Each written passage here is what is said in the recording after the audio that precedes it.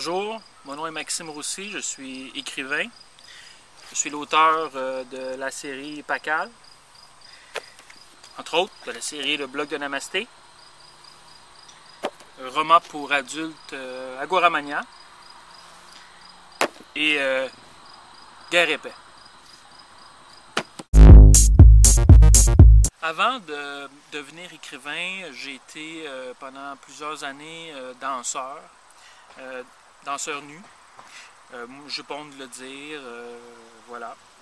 Et c'est une étape de ma vie où j'ai beaucoup grandi. J'étais danseur nu pour les aveugles. C'est le type de clientèle qui est la plus exigeante parce qu'on ne peut pas tricher avec les aveugles.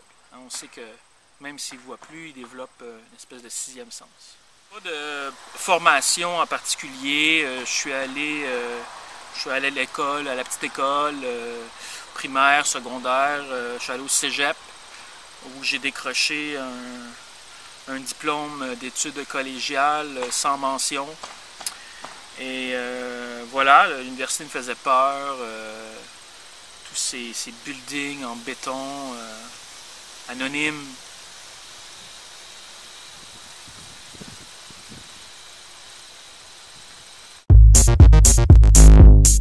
Mon livre préféré,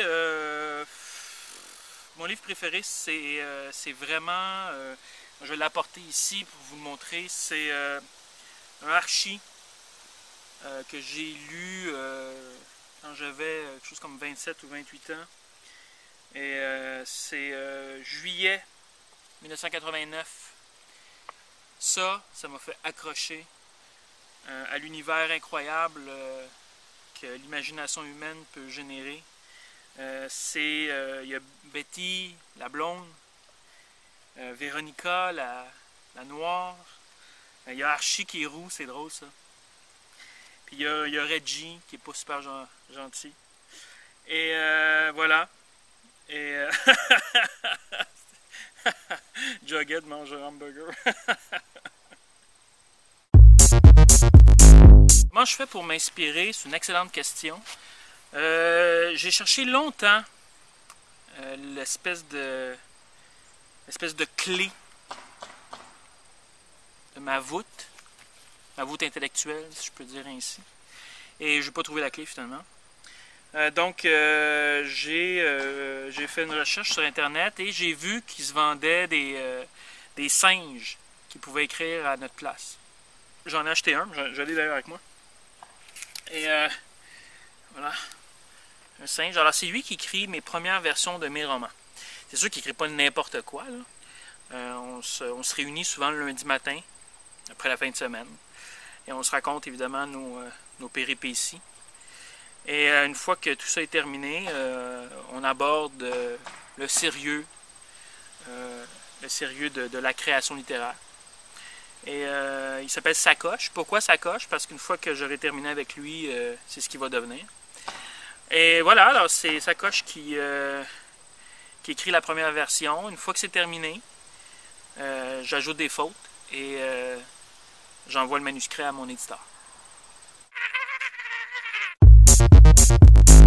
Le fameux syndrome de la page blanche. À mon sens, ça n'existe pas, le syndrome de la page blanche. C'est une invention, probablement une invention des beatniks. Le syndrome de la page blanche, j'ai jamais connu ça. Pourquoi? Parce qu'après une investigation assez profonde, j'ai découvert que les écrivains qui étaient les plus prolifiques et qui étaient les plus géniaux, en fait, c'était des écrivains qui portaient la moustache. Alors, j'ai décidé de me laisser pousser une moustache. Ce que ça a donné, c'est quoi? C'est que la moustache, les poils ici qui sortent d'espèce d'air, d'épiderme qui entre mon nez et ma lèvre supérieure, ces poils-là vont capter l'essence de l'atmosphère. Et une fois qu'ils ont capté ça, c'est comme des antennes en fait, c'est ça, c'est comme des antennes. Et une fois qu'ils ont capté ça, ça envoie un signal à mon cerveau. Et après ça, il y a tout le processus de maturation qui s'enclenche. Et il faut faire bien attention cependant, c'est que si je laisse pousser ma moustache, pardon, si elle est trop longue, il y a comme des parasites, je capte des parasites comme par exemple la radio FM. Si on me demandait de faire un choix entre mes enfants ou ma moustache, c'est clair que je prendrais ma moustache. Alors, on m'a demandé de vous montrer où j'écrivais, de vous montrer mon espace de création. Alors, je vais y aller avec vous.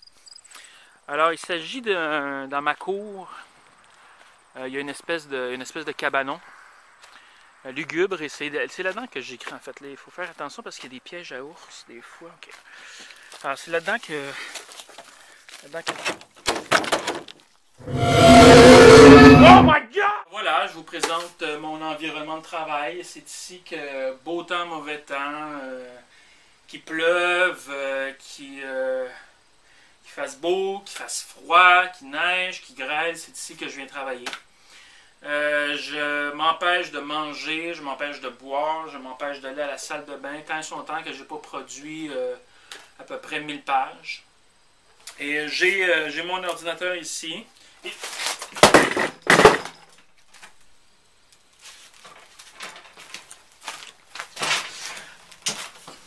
Donc, je m'installe ici dans le cabanon et j'ouvre mon ordinateur et je commence à écrire.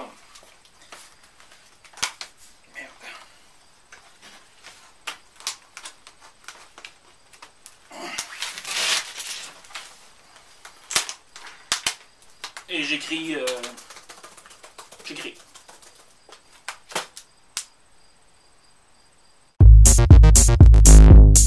On me demande souvent si j'ai des conseils à donner aux futurs écrivains. Oui, j'ai des conseils, bien sûr. Le premier conseil, c'est de ne pas faire ce métier-là. C'est difficile, c'est ingrat. C'est un univers qui est impitoyable. C'est plein d'éditeurs crapuleux qui veulent tout simplement sucer notre âme. Je leur dirais tout simplement de se diriger soit vers la technique policière ou je sais pas moi,